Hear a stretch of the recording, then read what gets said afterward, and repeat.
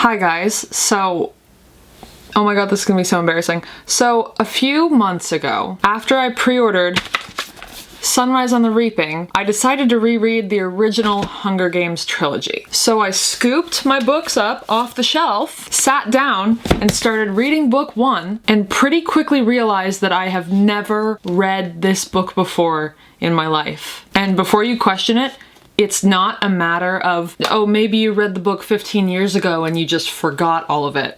No, I have never picked this book up in my entire existence. And for the life of me, I cannot figure out how this is true. I've watched each of these movies 100 times over. I was a huge reader as a kid. I was reading everything I could get my grubby little hands on, so I don't know how this is even possible. I even read Ballad of Songbirds and Snakes when it came out. It's on my Kindle, I don't have it, but I read Songbirds and Snakes thinking that I had read the original trilogy. And I hated Ballad of Songbirds and Snakes. I was bored from start to finish. Hated that book. But at least I read it.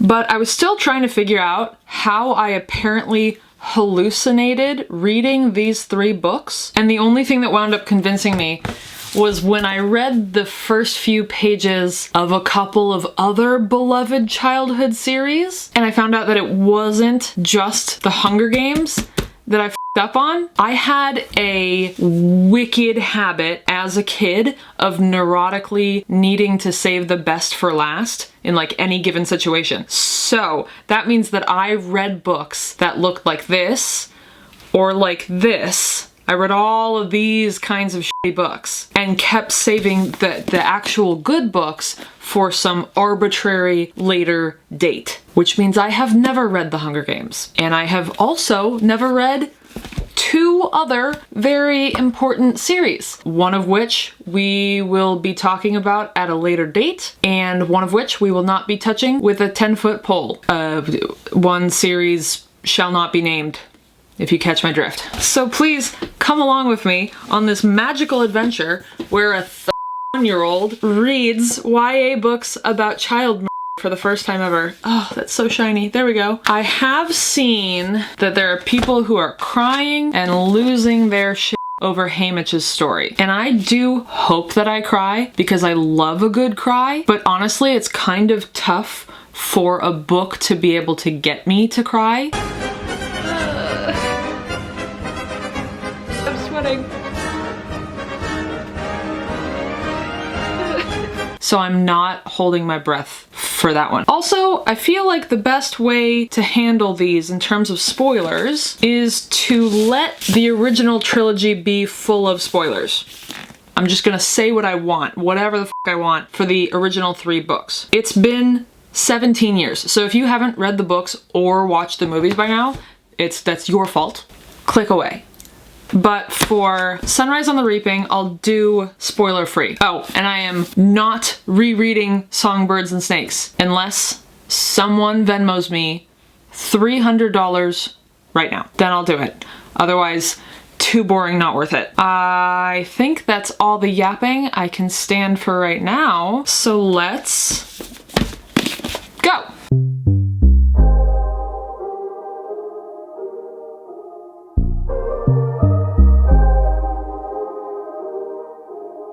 "12 seconds later." Are we too bright? Is that better? Are we okay in the background? Should I pretend like I've made the bed? Okay, now we can pretend like I've made the bed. So, I didn't mean to. This wasn't my intention, but I barreled through the book. I mean, I read it start to finish in 2 sittings in less than 24 hours without stopping to talk to you or to vlog or anything. I kept telling myself I was going to stop to share my thoughts after the next chapter. No, wait, no, after the next chapter. No, maybe the next one, because I was just too into what was going on. Is it echoey in here? If it's echoey in here, I apologize. The ceilings are high as shit. So there's a lot of space for echoes to bounce around. So my bad. Also my bad. Getting through this book without talking about it. Blame Suzanne Collins, I guess, for writing such a f***ing banger. But I did take copious amounts of notes while I was reading. So I have some shit I would like to go over with you. First of all, speaking of Suzanne Collins, let's talk about general themes first, more big picture items. Hello? There you go. There you go. Egg is running around like a fucking maniac outside, so maybe she'll come in at some point. So anyway, general themes, big picture items. Suzanne Collins. Oh, it's not Egg. It's Luna. Hi, Luna. Wow, we never get to have Luna in here. Hi. Luna's almost 13. I got Luna when I was a baby. Let's get back to it. Book. Big picture items. Suzanne Collins is excellent at show don't tell. Meow. Okay, everyone's in here. The dogs aren't here today, so it's just me and 2 cats. It's just me and 2 cats. Hi. Okay, can I talk about this book now, please? Like I was saying, Suzanne Collins is excellent at show, don't tell. From page 1, oh, I guess technically it's page 3. From page 3, which is page 1, we are shown how ruthless Katniss has had to become, how dire her family's situation is, how she has become the stand-in parent and she's feeding her family in lieu of her mother. We're not being fed gobs of exposition. We are not being told things, we are being shown. And it's wonderful. Suzanne Collins is also treating her usually young audience like they're real people. Like they're real people who can handle broaching tough subjects. So much now is so overly sanitized for children especially, but she's showing us the realities of overbearing governments. She's showing us the realities of death. She's showing us realities of things like PTSD. And then speaking about overbearing governments, on page 42, and by the way, please do remember for the original trilogy, we are doing full spoilers. So get out while you can if you need to. Bye-bye. Anyway, on page 42, Katniss talks about how she's never spent much time thinking about the possibility of revolution or even about the rebellions of the past because whatever the truth is, I don't see how it will help me get food on the table, which is indicative of a tactic used by governments all across the world in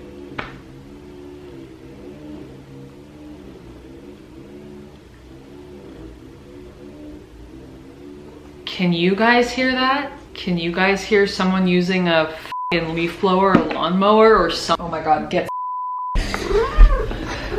We had to remove ourselves from that situation. New location. I am in a gamer's office, if you can't tell. Yeah, meow. An egg has followed us in here. Look at that. Oh my god. Look at that tummy. Back to where we were. Katniss can't afford to think about anything other than what's going to feed my family in the moment, what's going to put food on my table, which is indicative of a tactic that, oh my god.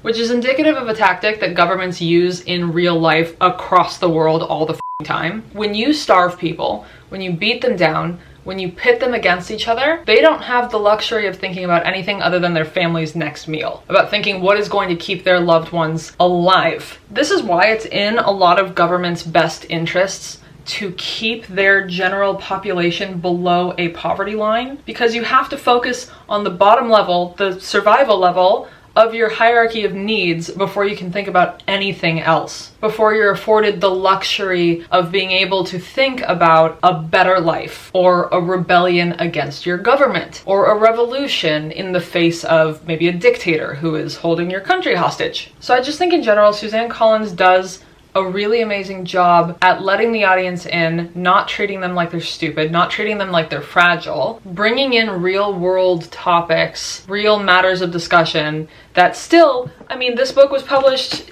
2008. This book was published in 2008, and these things are still relevant, and they probably will still be relevant for the next who knows how long.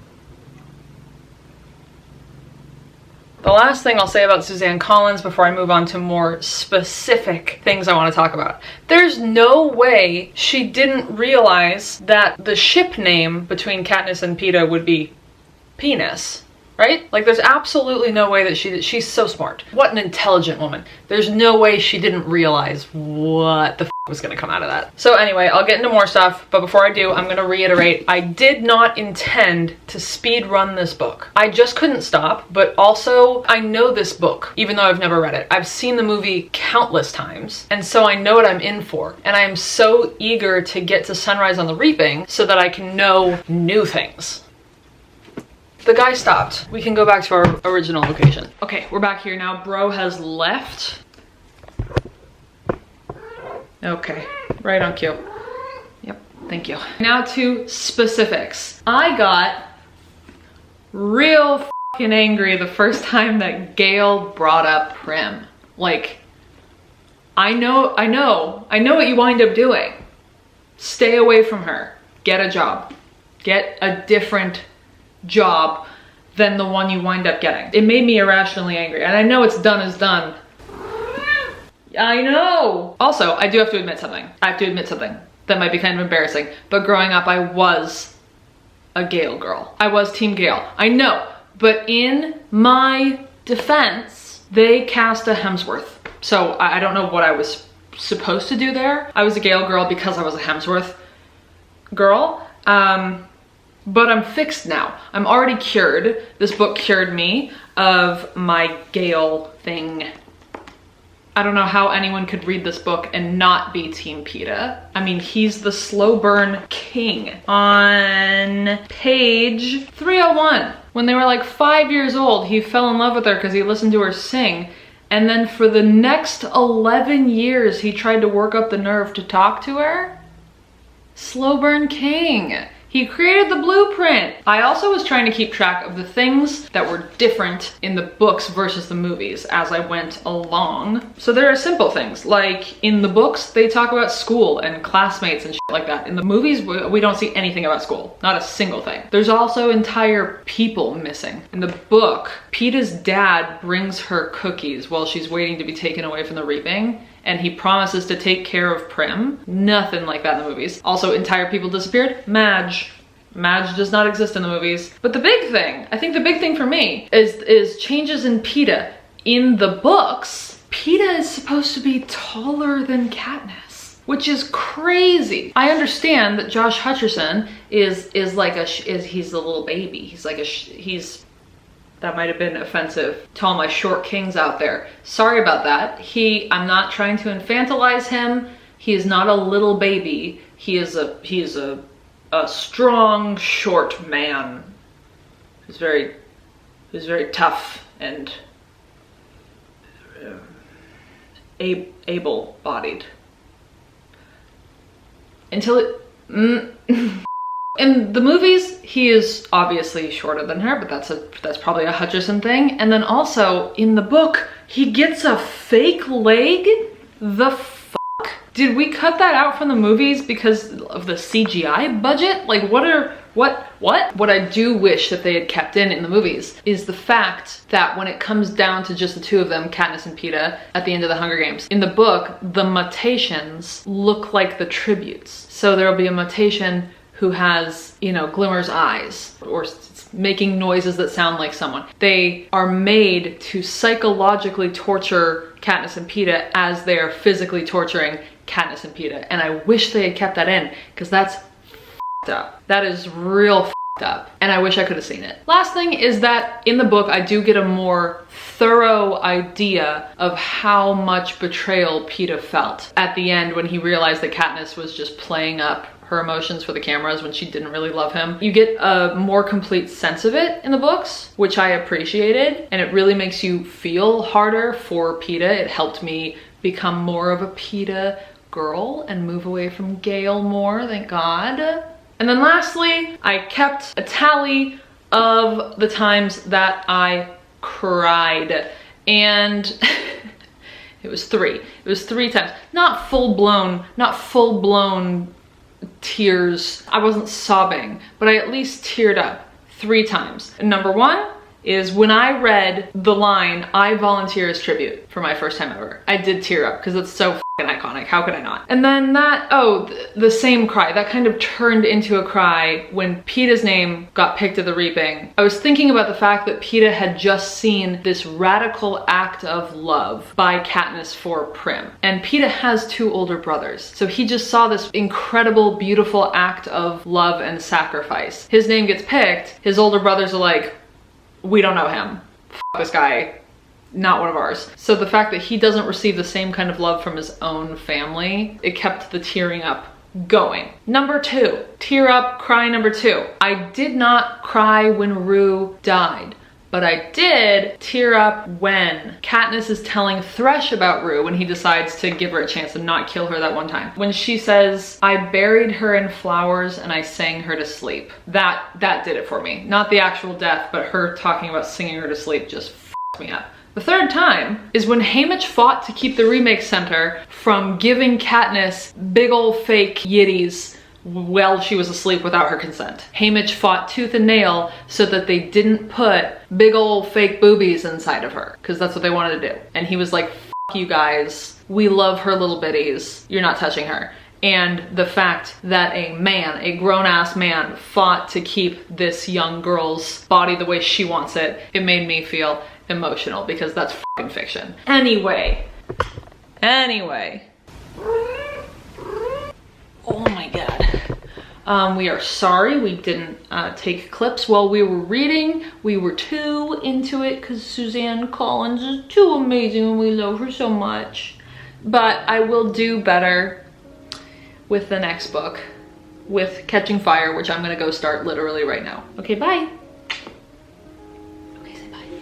Oh.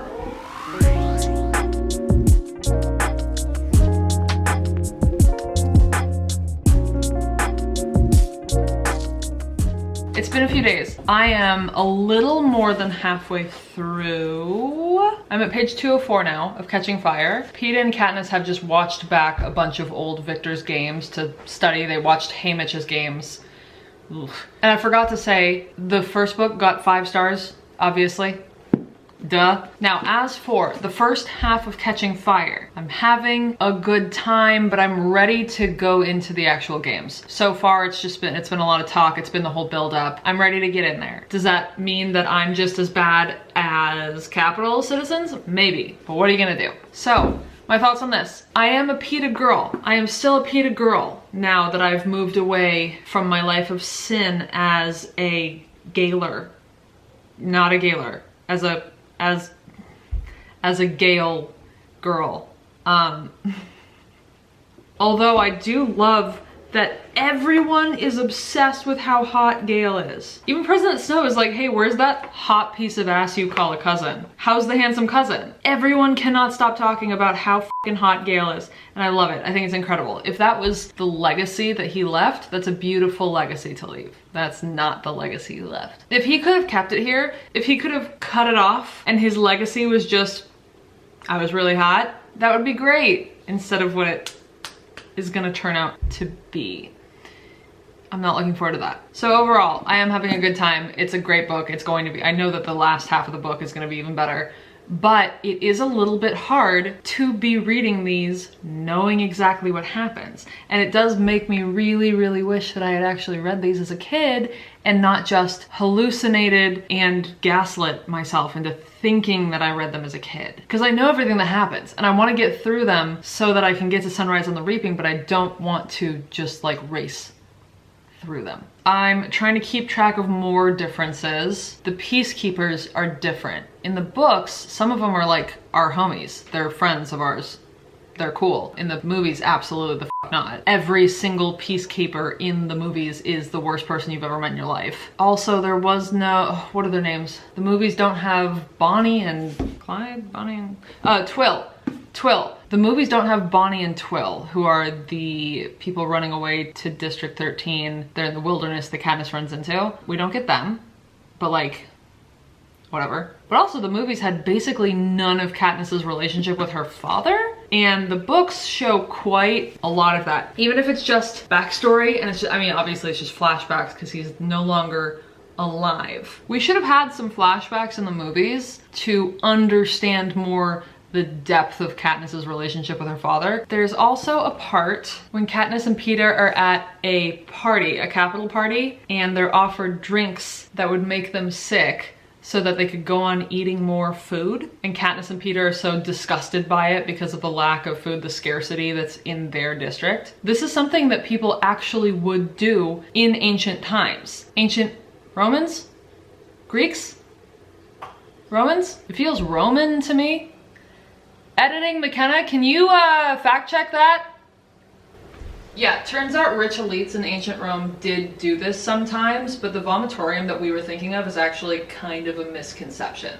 Okay, thanks. It's also not lost on me that Katniss has way too many gigantic thoughts that 17-year-olds should not have to face. And I know this is not a new concept, I know we already know this. But one of them is now that her main objective has come down to keeping Prim safe. Every decision she makes, every move she makes has to do with keeping Prim safe and alive. And we all know that Prim is the one who dies. But the fact that she says, I need only to think of Prim and all my resolve disintegrates, it's my job to protect her. I can't let the Capitol hurt Prim. And the fact that in the end, the Capitol, they're not the ones who directly hurt Prim, that fucking hurts. I will say, out of all the movies, Catching Fire is my favorite because this is where Finnick comes in, and we just had Finnick mentioned. And out of anything, like, okay, I'm a Peeta girl now, but I'm a Finnick girl. I am a Finnick girl. I'm excited for the rest of the book because I'm gonna get more Finnick, and that's the only thing that really matters. But I'm gonna keep reading. I'll see you another day or two, hopefully. The last thing that we left off on, like I said, was they were rewatching Haymitch's games. So we learn that, and I guess I'll see more of this in Sunrise on the Reaping, but we learn that his whole arena was beautiful but poisonous, right? Yeah, it's the most breathtaking place imaginable, but it becomes clear that everything in this pretty place is deadly poisonous. So that's neat. We also are gonna get carnivorous squirrels. And if I'm not mistaken by what I read here, Haymitch's friend Maisie Donner is killed by flamingos, which I guess is gonna happen in Sunrise on the Reaping. It's not a spoiler though, because it's in Catching Fire, so leave me alone. But it says Maisie begins to scream. Haymitch arrives to watch the last of a flock of candy pink birds with long thin beaks skewer her through the neck. I'm pretty sure that Maisie is killed by flamingos. So RIP girl. I'll see you hopefully tomorrow. Goodbye.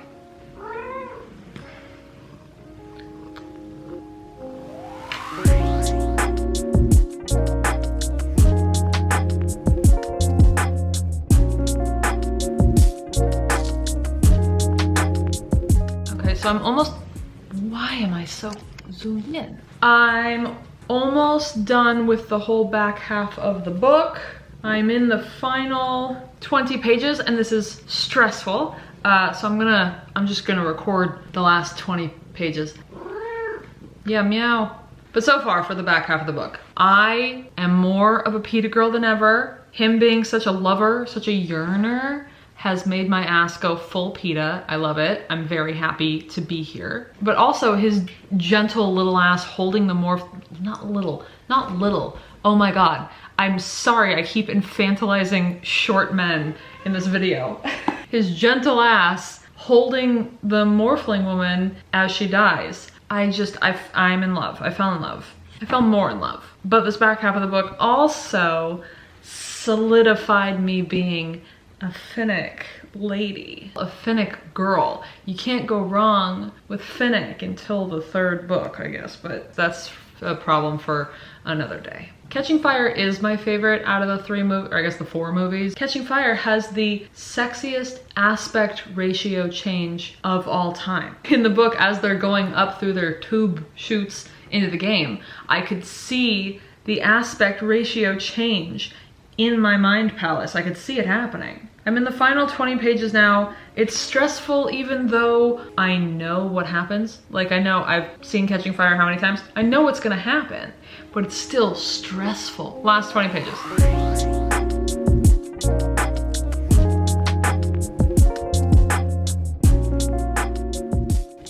Wow, what a final line. Katniss, there is no District 12. I cannot believe so many of you were waiting a year or more in between books as kids. Like, how you found patience to do that as a child is beyond me. I think I'm gonna give Catching Fire 4.5 stars. I loved it so much. That was everything I wanted it to be. However, I don't think that it can stack up to book 1.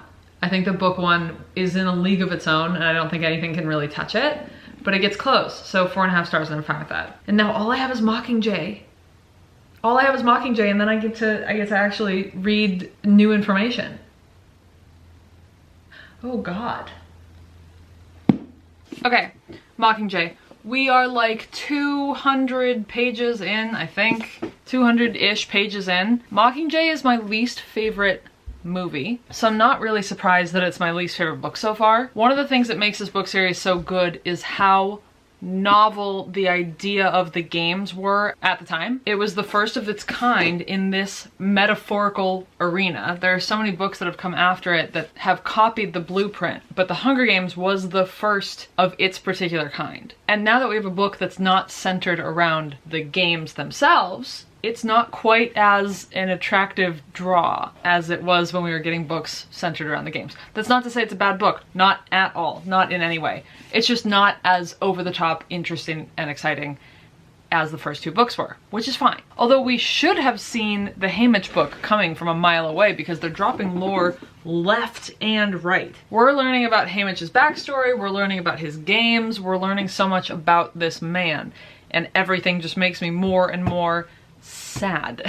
Also, I cannot imagine reading this as a teenager, as a penis stan, not knowing how it ended, having Peeta come in and be hijacked and trying to kill Katniss. I can't imagine not knowing the end of this story, seeing this star-crossed love that I was so into break apart like this. You guys are all stronger than me. So let's talk about a few things. First, the propos, the little propaganda video pieces that everyone makes. I know it's intentional. I know it's literally one of the points of the book and the franchise in general, but these propos are hitting so weird because it's so fucking fake, and because behind the scenes we can hold on, let me fix my chair. And because we can tell that it's all just an extension of the games themselves, it's just another piece for these sad little power horny adults to use against each other to try and win. Everything is a game to everyone except for the people whose lives are actually being used as pawns in the process. It's also why brand new President Coin has to die at the end of this book, because she's also been playing this game for decades. She's been sitting underground in District 13 making these plans for her to come around and basically be the next President Snow and do some of the same shit he's been doing. So she clearly has to die. It is why, oh, what's her name? Paler. It's why Paler has to become president, because she was on the ground with the people, with the citizens, showing empathy, showing that she has some of her humanity left, understanding that this is not a game. She's pretty much the only one who doesn't want to be put in a position of power, which is why she's the only one who should be put in a position of power. Anyone who wants to be in charge should not be in charge. Also, with the propos, pretty much right out the bat, they have her prep team fix some of the damage done by her scars and her burns and her wounds and shit. And then they have them damage, burn, and scar her in a more attractive way, because it's all a fucking game to all of them. They're trying to create a more palatable trauma instead of the actual wounds she has, the actual burns, the damage she's incurred upon her body. Those are too ugly. We're trying to create pretty trauma. The next topic I want to touch upon is trafficking. Suzanne Collins does not have an ounce of bullshit in her whole body. Snow is trafficking the victors that are deemed attractive enough for capital citizens to purchase. I don't, maybe this was touched on in the movies, but it definitely didn't go in depth into anything, because I don't think as a kid I came away from the movies with the knowledge that Finnick and a bunch of the other victors were trafficked. Either way, it was definitely not as explicit as it's made in the books. Finnick was assaulted for years upon years under threat of his loved ones being murdered if he didn't comply. What? Knowing that, I mean, like, I think I knew that, but I didn't know it, if that makes any sense at all. But knowing that fully, and knowing that Finnick also is going to die in this book, fills me with rage. I love Finnick, obviously. I only want the best for Finnick, and he deserved a happy f***ing ending. Anyway, I'm getting ahead of myself there. I'm not even to that point yet. I'm only here. Ugh. Okay, next point. I did love when Suzanne Collins took a big ol' shit on current day America. Let's see. Katniss thinks, frankly, our ancestors don't seem much to brag about. I mean, look at the state they left us in with the wars and the broken planet. Clearly they didn't care about what would happen to the people who came after them. Like, yeah, go f***ing get them. Us.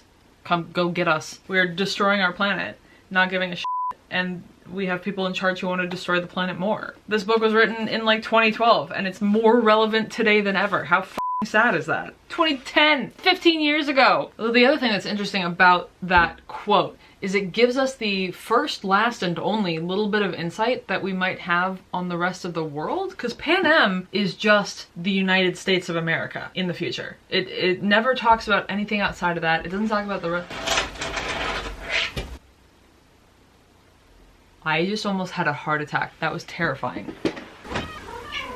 Sometimes Egg doesn't announce herself at the door, like she doesn't meow or anything. She just will run her claws down the door like nails on a f***ing chalkboard.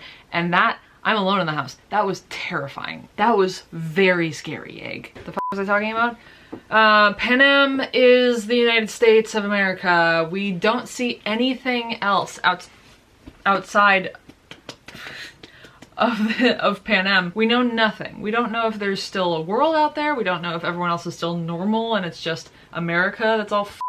But in this quote, she talks about our broken planet. She talks about the wars and the broken planet. So maybe it's a little hint that the whole world is broken and it's not just Panem. Who knows? What else in this book? Gale sucks more than he's ever sucked before. It's to the point where I'm ashamed that I was ever a Gale head. Like, obviously we know about the Prim situation that's gonna happen, but also he sees the girl he loves being comforted by a warm and beautiful friendship in the middle of a war where she's the most important and perhaps the most stressed out person in the country. And his only thought is, that dude wants to fuck you. And so I'm gonna make your friendship a less lovely thing for you to experience. That's the only thing, that's the only thought that goes through his head. And that friend is Finnick. Like, let them comfort each other. Learn your f***ing place, Gale. If I had a husband, but then Finnick was like, hey, McKenna, I want to kiss you all over, my husband would have to learn to be comfortable with my new boyfriend Finnick. I tried to keep a cry tally again, but I only teared up once so far in this book, and it was when Katniss did her whole "if we burn, you burn with us" spiel. I am, however, angrier than I've ever been in any of the books because of Annie and Finnick, and seeing them reunite, and then the fact that they don't get a happily ever after. I am full of rage, and I cannot believe that I have to read about Finnick dying in this goddamn book. It's all for now. Bye.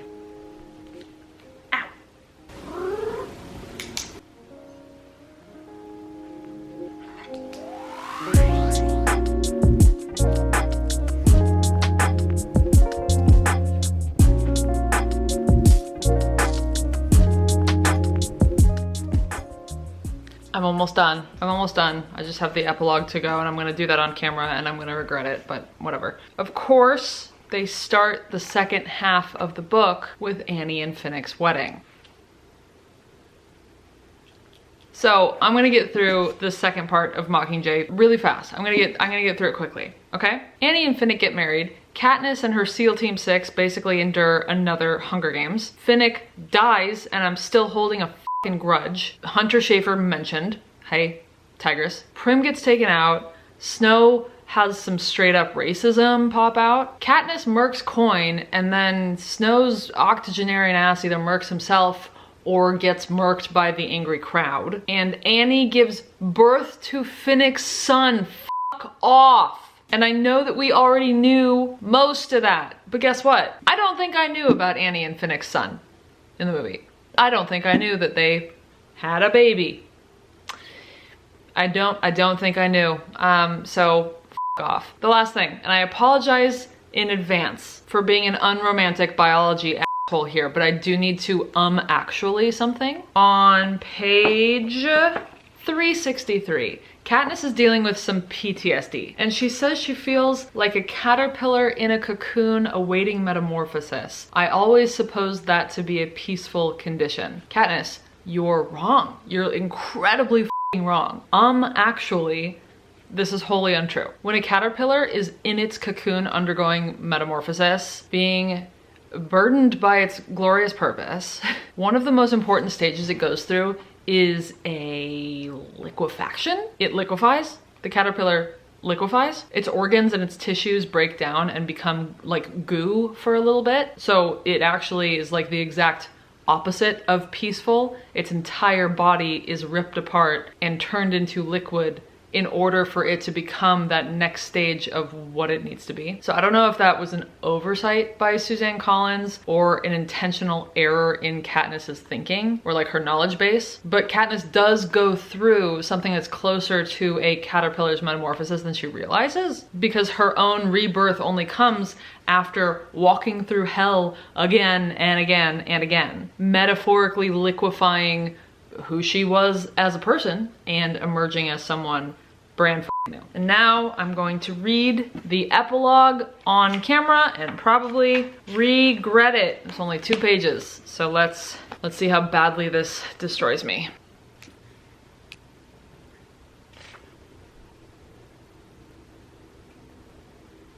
Ooh, ooh, ooh. Is that the best closing line to a trilogy of all time? Is that just the best ending line of any book ever? But there are much worse games to play. Ooh, ooh, ooh. Okay, I need a minute. 3 days later. Can't find my camera right now, but I'm about to start. Sunrise on the Reaping. Finally. Finally. I know this is gonna hurt me. And I'm ready to cry. Okay, here we go. I'm supposed to have been reading, but instead it's 2 a.m. and I've been on Wikipedia's human sacrifice page for 2 hours. Kind of fitting with the Hunger Games. Okay, bye. I've been lagging, but bless you. She sneezed. Bless you. I have been lagging, but it's time to actually start Sunrise on the Reaping. Whenever the I talked to you last, I did not actually start it. After almost 1,200 pages of reading things that I knew what was coming up and what was gonna happen, I'm excited to have 400-ish pages of shit that I have no idea what's gonna happen. So let's get started.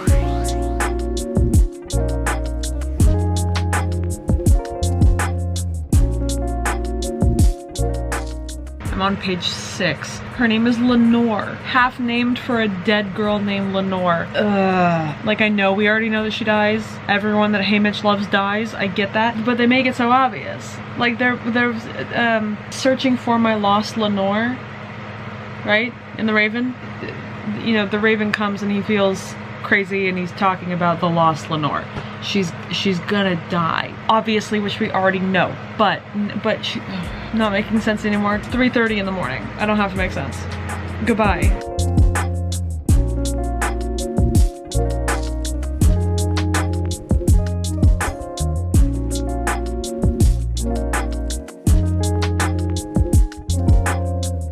Okay, let's do a little Sunrise on the Reaping recap thus far. Why am I so much warmer on camera right now than I usually am? Is that better? Is that what I usually look like?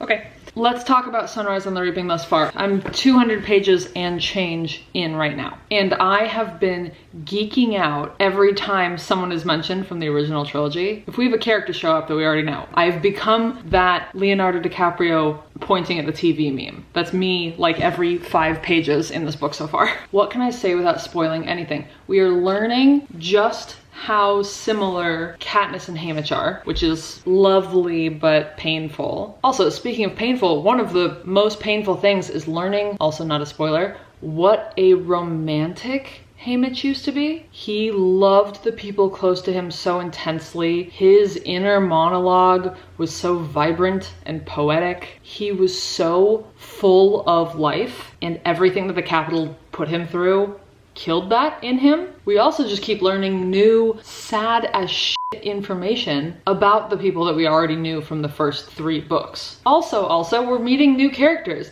that I love, which sucks because we already know that they're all dead. If they're not in the original trilogy, they're all dead. As just like a quick side note, I hate to have anything in common with President Snow, but I too regularly pound glasses of milk. I am extremely lactose tolerant. And then the last thing I want to talk about is how much I respect Suzanne Collins. I respect the shit out of her. One thing she is not gonna do is beat around the bush with hard topics. She's been taking shots at fascist government systems, anti-immigration laws, systemic oppression, classism, capitalism, AI, America as a whole, homophobia, which we are hearing for the first time, I believe the first time in this franchise. We hear about it in somewhere in the first 30 pages. She's really not afraid to take the shots that she wants to take, and she stands up firmly for what she believes in. And that's just the best, especially when you compare this to like some other authors of major franchises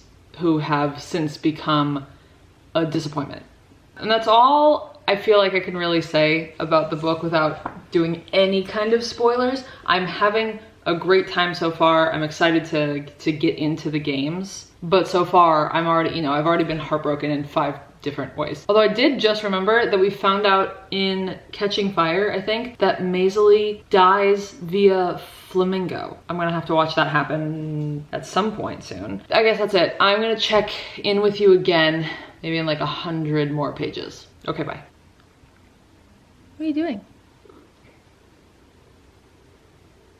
Can I help you? Thank you so much. I've been procrastinating a lot, like a lot. Stay there. Is my microphone on? Yeah, it is. I have been putting off finishing, hello focus, putting off finishing, Sunrise on the Reaping, because I don't want it to be over. And also there's been like some life stressors, but I can't procrastinate anymore. I need to get this book finished so I can move on to the next books that I'm supposed to be reading. So what we're gonna do right now is take our vitamins. We're gonna sit our ass down in this one spot and not move until the book is done. It's a beautiful day out today. Maybe I should be outside enjoying sunshine. Oh, our decks are getting redone. I should be outside enjoying sunshine, but there's too much going on to be enjoying sunshine right now. And I'm about to have months of sun, so it's fine, it's okay. I'm 328 pages into this book, and I've been putting off the last part of the book because I know it's gonna be the saddest. There are 382 pages, so I've got 54 pages left. That's it. So we're gonna get it done right now. I'm not moving my ass from this exact spot on the couch until this book is done. I'm also waiting on a very important email to come back, so this is going to be a good distraction from email stress. But first, let's take our vitamins. Some of the vitamins I take are B1, B2, B12, and D. And because I can't swallow pills anymore, if you didn't know, I had a stroke about 4 years ago, and it has with my peristaltic muscles, so I can't swallow pills anymore. So with some pills, I need to open them up and throw them in applesauce like I'm 90 years old. And then for vitamins, I have to either get gummy vitamins or liquid vitamins. So if you are like me, if you had a stroke in your 20s and you can't swallow pills anymore, or if you just don't like swallowing pills, I get Kind Nature pills. Not at all sponsored. If you want to sponsor me, here you go. But I do take Kind Nature for some of the vitamins, Pure Encapsulations for some of them. Hello. And then what is this? Designs for Health. So I have gummy and liquid vitamins so that I don't have to attempt to swallow pills when I can't do it anymore. And they're gummies and they taste good. If any vitamin companies want to sponsor me, come through. Vitamins are not cheap. For the 2 liquid ones, I gotta hold them in my mouth. I have to hold them under my tongue for like 30 seconds before I can swallow them. Is this interesting? No, this is not interesting, but it's life, baby. Okay, last, what did I say, 54 pages of Sunrise on the Reaping. Let's see if I'm gonna cry. Meow. Meow. Hi. Yeah, hi. Okay. Look at all that skin. Egg, you got so much skin. Okay, Egg is gonna help us read a book.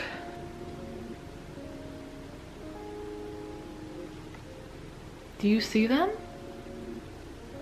No.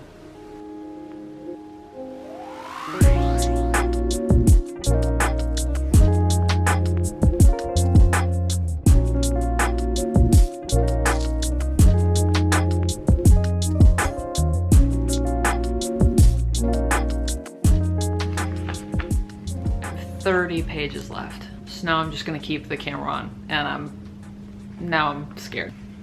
Hey, Mitch just got back to District 12, which is all that I'll say. Okay, last 30 pages, here we go.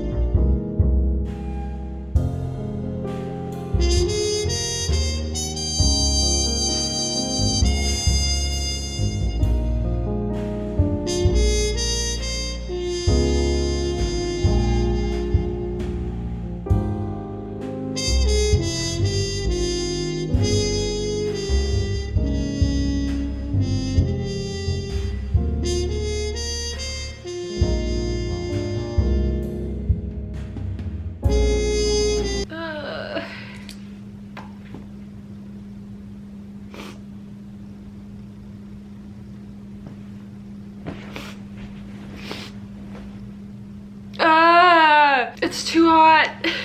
Oh my god, I'm sweating.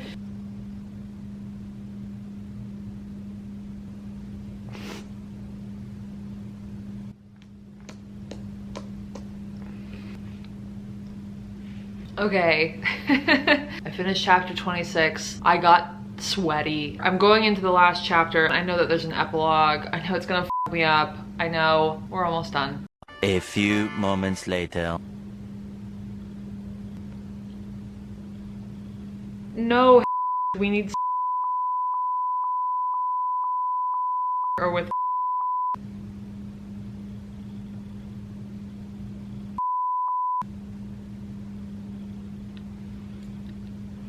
we're talking about we need oh my god, he had to oh my god. This book. First of all, I'm gonna read the epilogue now. Wish me luck.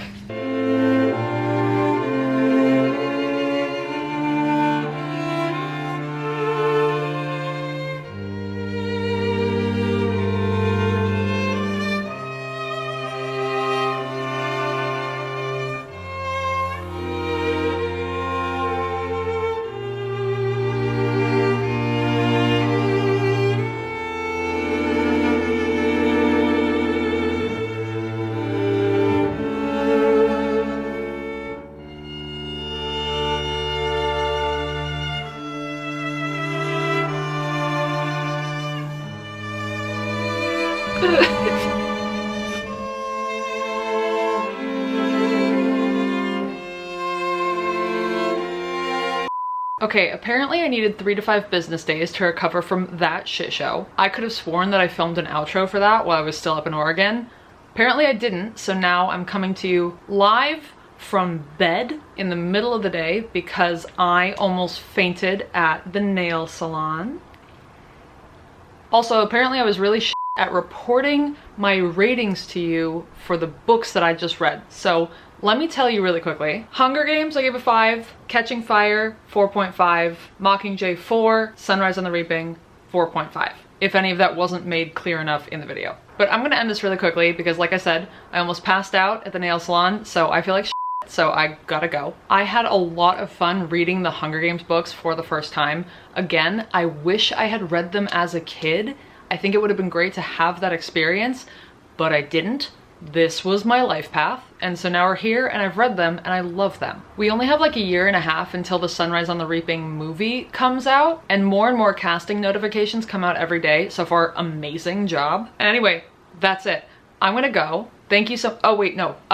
Also, if you're watching this on the day that the video comes out, on Thursday, May 15th, you're watching this on my birthday. So for those of you watching on the day it's uploaded, happy birthday to me. Do something nice for yourself as a birthday present to me. Treat yourself, eat some cake, buy a dog, buy a cat. No, don't buy. When I say buy, adopt. Adopt a dog, adopt a cat. Go adopt an animal for my birthday. And that's really it. Thank you so much for being here. I need to go. If you can hear me, if you can read the subtitles, I love you. I appreciate you. Have an incredible day, week, month, eternity, life.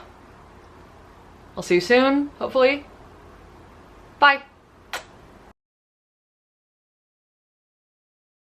It depends on what it depends.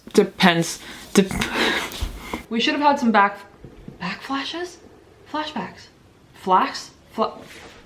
Flack.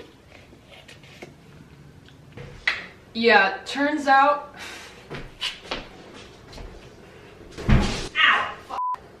Yeah, turns out ancient Romans.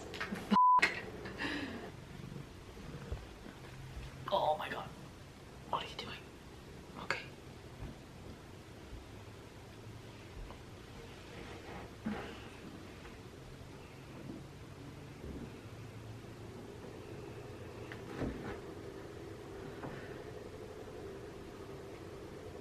Is this it? Is this just where you're gonna stay now? Okay, thank you so much. Can you get off so we can go read a book? One of my favorite parts of her body is her elbow, because look at that. Look at that. You don't usually see cat elbows. No. Egg has bitten and ripped up the mic that I use. And she keeps trying to eat it again. That's not a snack for you? Oh. No.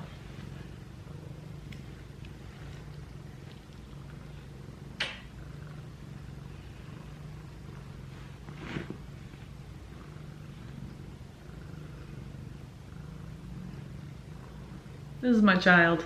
I want it to be over. No, I don't want it to be over. That's not what I mean. I want to be through with it. That's also not what I mean. I've been watching Sunrise on the Reaping TikTok edits for like 25 minutes and I've been sobbing.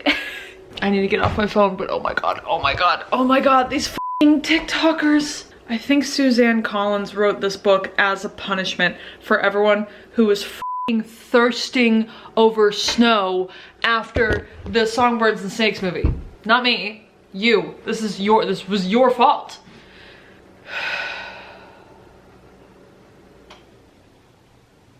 It's time to take a nap.